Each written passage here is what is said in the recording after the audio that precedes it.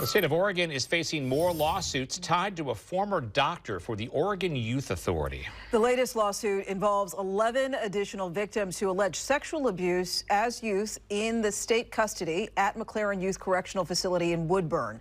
The allegations again involve Dr. Gary Edwards, who they say groped young boys and fondled their genitals.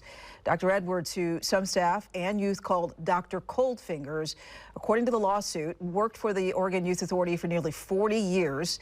The latest victims say that the abuse happened between 2000 and 2017 and that some were as young as 12 years old. The lawsuit also named Susan Baumgartner, who was a gym teacher at McLaren.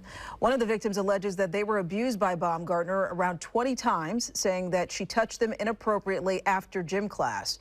We did reach out to the Oregon Youth Authority for comment. We did receive a statement saying in part, quote, the alleged conduct is abhorrent and the accusations do not reflect what thousands of trusted adults do each day to help OYA youth become crime-free adults.